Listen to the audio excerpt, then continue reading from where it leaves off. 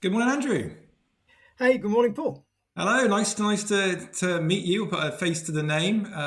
Yeah, we swapped notes by email, I think, but we've never actually met up, have we? Yeah, great. Well, thank you so much for joining me this morning. It's been a pleasure meeting so many different people and people that I've heard names of that have been doing great things in Somerset. You being one of them in your team. So, for those that don't know you, if you'd like to introduce, what you do and as a Somerset business. Okay, Paul. Well, I run a newspaper called The Leveller. We're a monthly newspaper, and as far as hard news goes, I mean hard copy news, we're now the largest circulation newspaper in Somerset. We started off about 11 years ago now in Langport, where we're still based. But we were originally very much a micro title, and it sort of grew almost by demand, I guess you'd say. And we cover pretty much the whole of Somerset now, not so much in West Somerset, but all the sort of area of the Somerset County Council. And because we're more of a, we look at politics and hard news, so we look at our area, if you like, as a political area. So the Somerset County Council area defines, where we cover, and then that happens to coincide with five MPs and four district councils. Do you know what I mean? You Yeah. sort of build a picture of you get a natural area of coverage as you grow. But I think we've now reached that, and we know our area well, and we know the characters we need to be in touch with. Wonderful. It's been as a fellow publisher with our magazines, it's been great to all see different different publishers out and about and seeing the 11. It's obviously it's very popular. It's great to have seen it grow, and very sought after. I saw it in I think it was Waitrose the other day in Wellington. Oh Uh, yeah, yeah. picked up a copy there, and I've created a few adverts for my clients that have gone into the Leveller. And you say it's the largest circulation newspaper now, and it's very very very popular.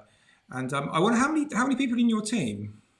Well, actual full-time employees, there are three of us, but you'll be familiar with this. We've got lots of sort of, I wouldn't call them hangers on. That's a bit unfair, really. But yeah, subcontractors, freelancers. In the old days, I mean, that you can still see in Langport the building where the local newspaper used to be with the print works next door. That was the Langport Herald, I think it was called, about 50 years since that last saw the light of day. But these days you don't have a print works. That's someone else's problem. So the printers are subcontract. A lot of freelancers who just write a column for us, or we've got a couple who just do an investigative piece for us once a month. Artwork is all outsourced. Of course, we know that some of our clients use your good selves to provide the artwork for us. So I suppose there's a cast of about 40 people Wow. involved in some way or other, but mostly very peripheral. And we just sort of sit in the middle and pull it all together. No, it's So great. That's what I love about say magazines, and we've got similar people that regularly write, and it's reaching those people in that network of people that feel part of the story as the business has grown. Like yourselves, yeah, it's grown and grown. It's very very popular publication.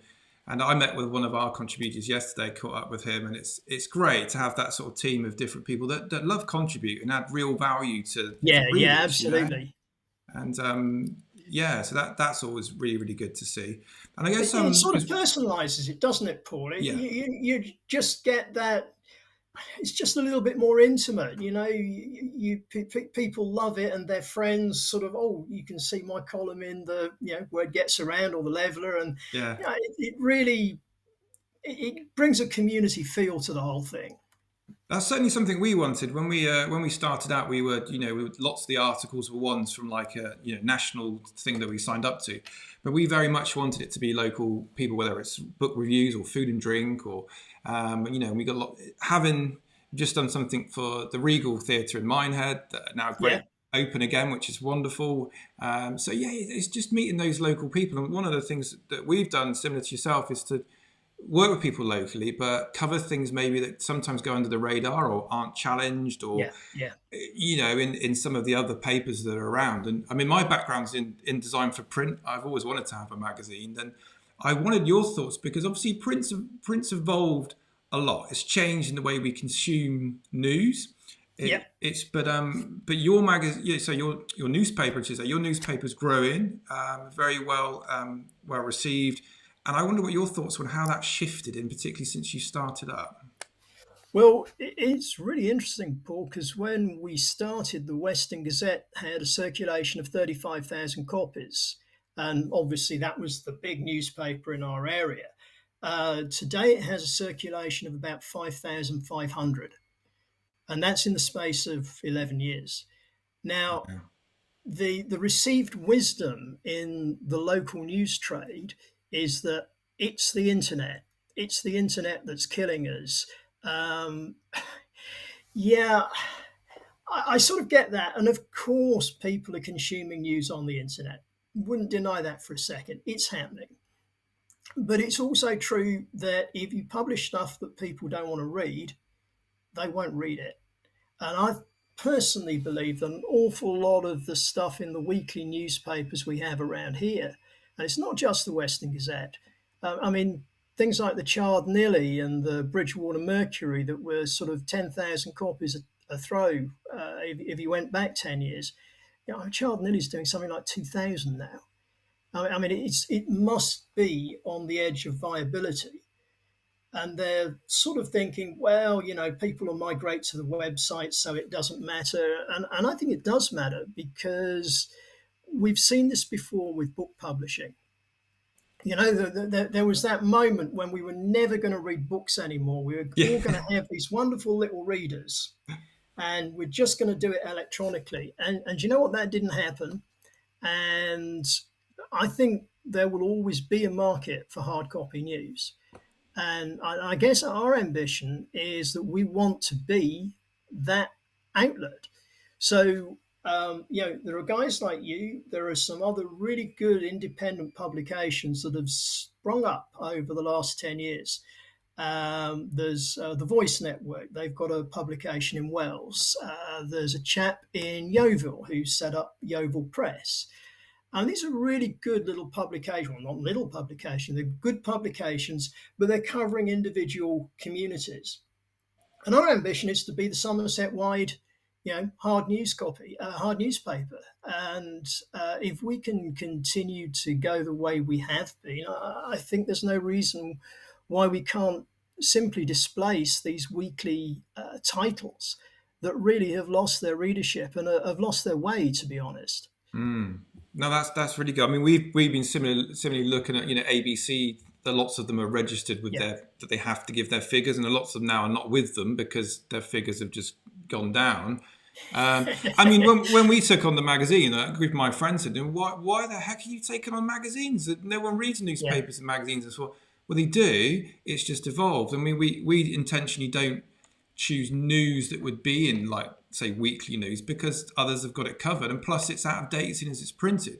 So we tend to choose things that go under the radar, or people that do interesting things locally. Are quite a different publication to yourselves, which is good when you've got that versatility. Different things that are covered. And I love chatting to other publishers in Somerset.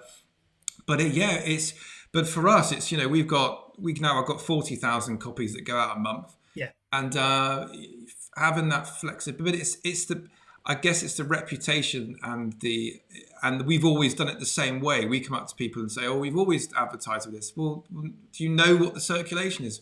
Well, no. Well, you should do because you're paying them money. Yeah. Are you reaching the people you want to reach? And we have that. We had something recently with somebody that didn't realise, the volume that we had to put out there. So I think that it's interesting, those people that always have done things the same way, and I guess part of that leads on to COVID and what we've gone through, and how that's forced change. It's given people opportunities to do things differently, And I wondered your thoughts on how has it been for the Leveller during the last 18 months? I'm going to start with a little bit of a rant, Paul, because inevitably, when COVID struck, there was lots of advertising to be had on behalf of the government, and the idea was that would be put out to support local press. And what they did is what they always do. They gave it to two multinational corporations, Reach PLC, which owns the Western Gazette, and Gannett Corporation in America, which owns the County Gazette and Bridgewater Mercury. Independent newspapers got nothing. So, talk about a level playing field. Here we are trying to do something a bit different. I mean, all of us, all of these independent titles in Somerset, trying to do something a bit different, and you get no support whatsoever. It just gets given to the companies that are already failing. So that really hacks me off big time. But, it happened. We felt we had, as a newspaper, we could not publish. Now, we did fail in December last year when the government suddenly did an about turn on lockdown. We were not able to produce a December edition. But apart from that, we produced every single month. And I don't need to tell you that producing a newspaper with no revenue is not a very enticing economic proposition. But we took the view that if we were to be credible, we couldn't avoid publishing, and we did. And we can talk about where that's led in a moment. But we stuck through it. We cut our pagination down to 64 pages from the 1896 that we'd normally do. We got a little bit of support from local government, which we're very grateful for. Some of it in the form of advertising. We did get some COVID advertising, but not from central government, which is, of course, very disappointing. But at least local government supported us. We got the grants that were available. And again, in my day job, I spend a lot of time being critical and analysing local government for what they get wrong. I've got to say they were brilliant over the speed of processing, the support that they gave out. Even if it came from central government originally, the way they handled it, I give them great credit for. And again, that just about kept the head above water. We got a bounce back loan. We had to put our ad staff on furlough because, you cannot go to people in the middle of a pandemic when their business is shut and say, "Oh, would you like to advertise with us?"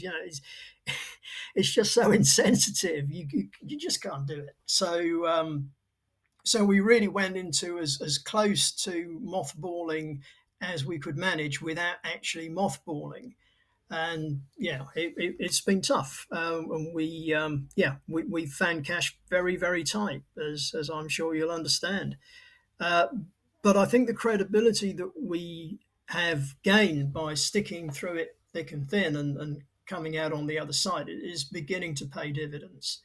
And I like to think that the fact that we've been there and people have really supported us through that difficult period. I've got to say, we actually probably weren't aware as to how much emotional attachment, particularly in the area where we started in Langport and the Levels. We actually had people sending donations in, saying, and it doesn't matter whether it makes a difference or not. The generosity that people were showing was phenomenal. We had 100 paid for subscribers, including, I had a couple of people saying, "Well, we want to take a subscription out to support you, but don't send us the paper. We'll just pick it up in the usual place." Oh, that's great. Yeah. It was really quite emotional at times that people really wanted it to succeed and really wanted to help us get through. And I've got to mention that because it was a real big deal to see that emotional engagement with our readership. No, that's wonderful to hear. And that's a big part of it is the community. And sometimes as a publisher, it's you don't hear so much from the readers, and when you do like that, we have Yeah. letters written to us, and some of the historical pieces we publish, they go, "Oh, I was in that photograph at school," or Yeah, and that's bring great, isn't it? memories, or people write, a little girl write from her mum asking a question about could you put some more kids things in the magazine. So we've done that, and they're Yeah, nice yeah, things you get. You think this is great. And I completely agree with you about the central government or locally how that was put out. It was fantastic how it was delivered and very effectively. And it was a scary time, wasn't it? Because say the hardest thing, like you said, is to go to someone who's struggling, or is to say, would you like to spend more money? And yeah, when there's that level of uncertainty, well, I don't know whether I'm going to have a business in a week's time or two yeah, months. I yeah, don't know when and I guess because the goalposts were moving so much, particularly for hospitality, it was you couldn't commit to advertising because once it's at print, it's gone. Events, of course, was wiped clean until we knew what was going on. yeah, And often the first thing that people will pull will be obviously marketing, because that's something they sometimes people see that as a cost, instead yeah, of an yeah, investment. But needing to say we are open, we were saying to people, you need to say to people that you're open again. yeah. But we understand the situation we were all in. I think there was that. But the support locally has been fantastic. And I wondered for yourselves in terms of that of going forward, and what were the sort of key opportunities you spotted, or lessons that you took from that experience? Yeah, well, I'll tell you one. Tell you one unexpected one was we basically have our delivery. We have one lorry turn up with all the copies on in Langport, and our deliverers sort of roll up over a 3-day period, pretty much when they feel like it. And the paper is always delivered by the 15th of the month. I mean, I know we're monthly, and that can get a bit casual, but we've never been casual about that. We do not accept late deliveries, and but because it takes about 3 days to distribute, the distribution up to the 15th can get a bit patchy. Of course, when the pandemic came along, we started getting really regimented. We told deliverers what time on what day they would be attending. They had to wear gloves, they had to wear masks, all that stuff. Uh, it's actually incredibly good discipline. We, Yeah. we, we lost a couple of deliverers who didn't really feel able to stick to a schedule. And although it's always sad to lose people, I think what we've ended up with is a much more effective and efficient distribution system. And we stuck with it, even though we no longer have to. I mean, the mask, we do ask them to wear masks. They tend not to wear gloves now. Um, but yeah, we do stick with that. And that's been a good learning. I think the other thing we realized coming out of the pandemic, we've always been very much on non-traditional outlets because we're free, rather like yourselves. You don't get into a lot of news agents. You can't. It's not like if you're paid for, you've got to go through wholesale and retail. It's Mm. very regimented. If you're free, you've got to be quite imaginative about where you get out to, and those outlets, the non-traditional outlets, are very important to us.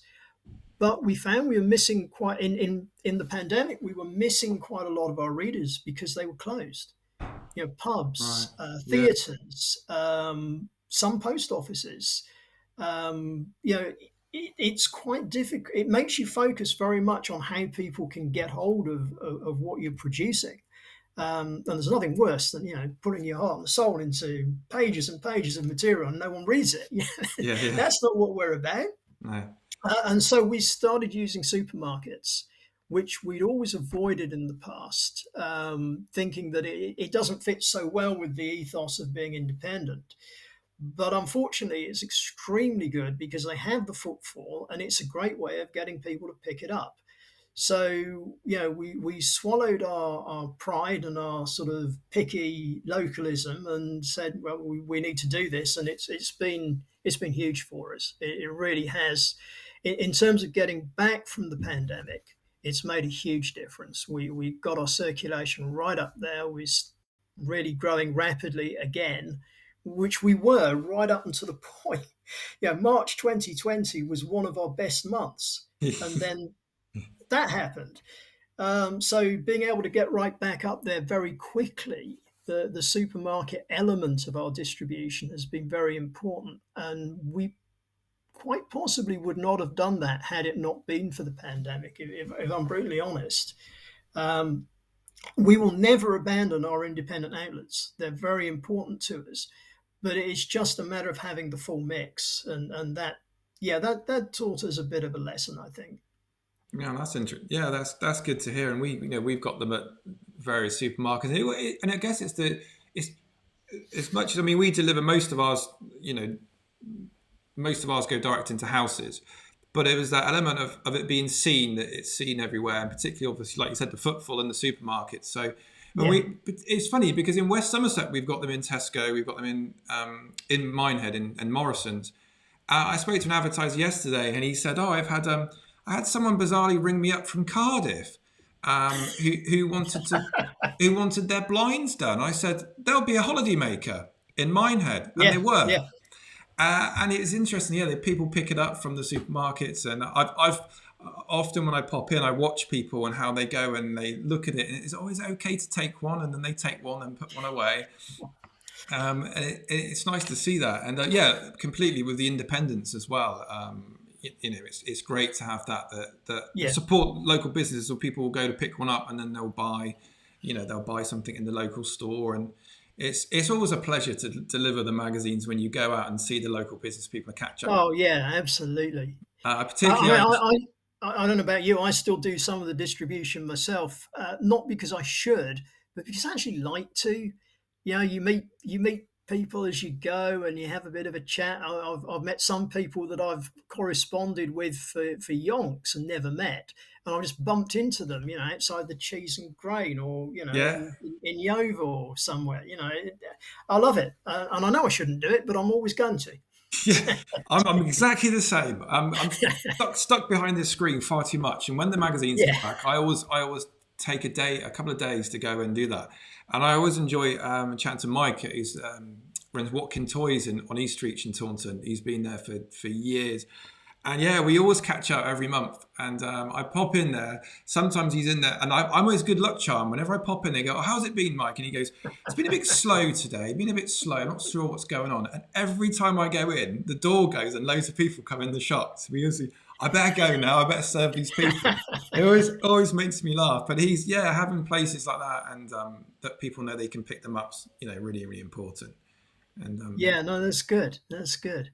Um, so, I mean, the other thing, I guess, is that we've started talking much. We tended to be a little bit in our ivory tower before the pandemic, and I don't know about you guys. It's a bit lonely sat up in that ivory tower doing your own thing.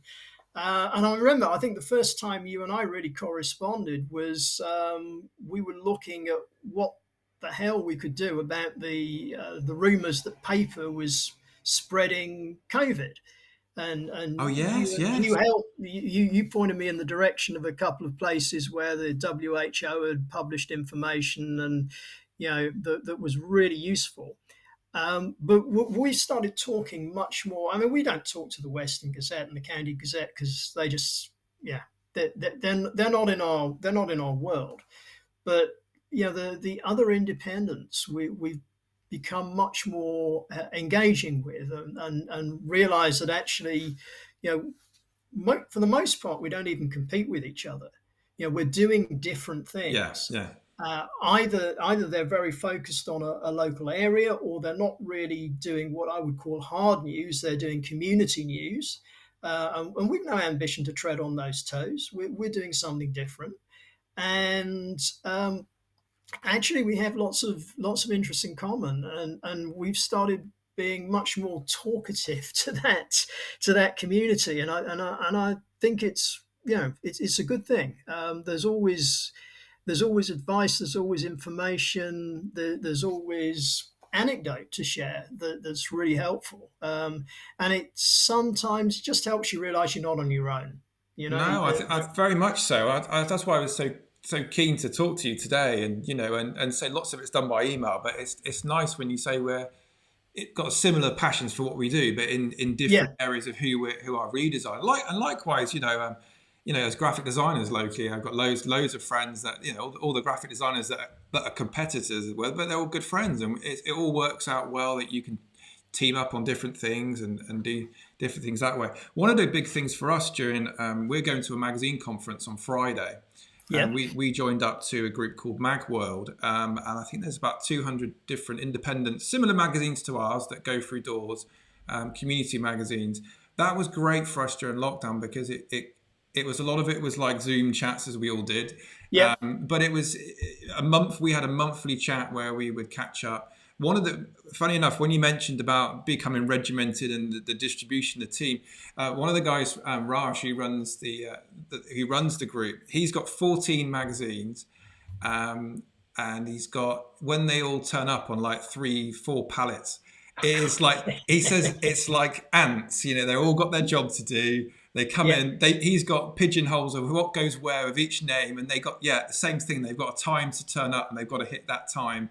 But it's be able to share similar pain points, like you said, with the actual paper, and we had that when we started to put them out. I mean, we managed to get out the March April edition for ours when we were yeah, bi-monthly. We just managed to get that out. But then we did have a bit of backlash of saying, I don't want this through my door, yeah. but Sure. we're like, but the Royal Mail are posting letters, so what's the difference? But it was just that obviously the first lockdown coming, it was just absolute terror and worry because you didn't know at the time. I look back now and I think the fact of it going through your letterbox and that it could pass on COVID. I mean, we say that's what was important to find that legislation and information about Yeah, what it was absolutely. that allayed those fears really. But no, and it's good to share similar sort of stories and like that camaraderie and if you can help each Yeah, other yeah, really. absolutely, absolutely. So that's really good to hear. And I thought going forwards then with the business, what's your plans for the rest of the year or to grow it and Uh, circulation? yes. We're going to be a lot more focused than we used to be. As I say, I'm got a time frame where of about 5 years where I need to get it to where it needs to be, and we've been possibly a little bit lax in. Because things are going pretty well, we let them roll along. We don't really push too hard because you're making a bit of a profit at last, and that's good. Start paying yourself a salary occasionally. That's remarkable. Yeah. Um, but no, we're going to be much more focused on goals, on getting our circulation up, our revenues up. We're going to be pretty much going for broke, as it were, because we've now got loans to repay. We've got a real focus that we perhaps should have had before, and we wanted to be much more friendly. And I'm not saying we're not going to be friendly now, but we were a little bit laid back. I think that's what I'm trying to say, and we can't afford to be laid back, and that's been a big lesson out of this. We've got to get back on track, get our loans paid off, get a cash bank, if you like, to so that we're in a stronger position if this happens again. Because I'm not going to bet that it won't happen again. Mm. Um, and yeah, but in terms of working, actually, I've always been very. I mean, mate, you guys, I've never insisted that my ad sales team turn up for work. They all work from home, and I have always had the view that if you're hitting your targets, and if you're generating commission for yourself, then I don't really care which desk you do it at or where that desk is located. Yeah. We haven't had weekly meetings. Well, there's not been much point because they've been on furlough most of the time, but we will go back to weekly meetings. But otherwise, yeah, it's yeah we have a place in Shakespeare Glass in Westover in Langport, and it's empty quite a lot of the time because I'm out and about doing my thing, and the ad sales team are off doing their thing, mostly from home. But the office is really just there to meet up occasionally, and take stock, I suppose. But that will never change, and it was like that before the pandemic. I guess other businesses are not so, will not find flexible working so easy. It's not the same for everybody. I totally get that, but for us, there's no earthly reason why everyone should be sat in one room in one office 5 days a week, and that will continue. No, that's great. And I think that that's very true. I think lots of businesses have seen that as an opportunity and be more efficient and give a Yeah, different quality of life for people. And like I say, it's just a lot of it's about trust. It's important to have that face-to-face contact, but of course, it's just looking at things about making life easier and much happier for people, isn't it? But yeah, yeah. yeah, which I mean, particularly, I mean, we've got one of our ad sales ladies has a young child, so it makes perfect sense that she should work from home. Uh, do I care that she goes to drop little one off to school in the morning or pick her up in the? Of course not, yeah, because at the end of the week, we get a sales report in and it's got the right numbers on. I really don't care. no. That's what matters. And if it allows people to have a better quality of life, then yeah, I'm all in favour of that. No, absolutely. And it's funny, yesterday we had a last minute advertiser for a landscape company. He said, "Oh, can I make it in time? Can you do the advert?" Yes. He said, "I'm at home with my little baby today. I'm off work." Oh, So he said, he said, "Can you build websites?" I said, "Yeah, can you give me a quick call?" And again, I rang him up, had a nice chat with him. I said, "Can you put the baby on?" And it was just funny because he just held it up and I could just hear gurgling noises. But that's I think for me, what's been great is it's made us much more human and approachable. And I think a lot of people that were a bit guarded before have been able to show a bit more themselves. And actually it's opened them up to different opportunities, which has been, great to see. yeah, Um, no, I you know, totally go along with that, Paul. It really, it's been a good learning experience, and I think a lot of good things will come from it. Brilliant. Well, it's been an absolute pleasure chatting to you today. Really enjoyed it, and it'd be nice to catch up with you a little bit more. And share some common interests in the publishing world, all the stuff that goes on behind the scenes that many people don't know, juggling many plates, waiting for people to send artwork, and waking up at 3 in the morning and realizing you've forgotten to do something. I'm often on my phone. I was last night at 3 o'clock in the morning. I woke up and I forgot to do that. Message myself on email, and it's just Yeah, getting it all together. But it's been it, it's it's been amazing how many of those sort of to-do list items are in the head and they go off at exactly the wrong yeah, moment. yeah. You're like, oh, why am I thinking about this now? I've got to go to sleep. But no, it's been an absolute pleasure, and wish you continued success with the Leveler. It's been great to see it grow and grow year on year, and yeah, look forward to seeing the next copy. So That'll great. be great. That'll be great, All right, Paul. Andrew, Good to chat to you, all and the all the best. best to Take you and care. yours too. All Bye right, bye bye. now.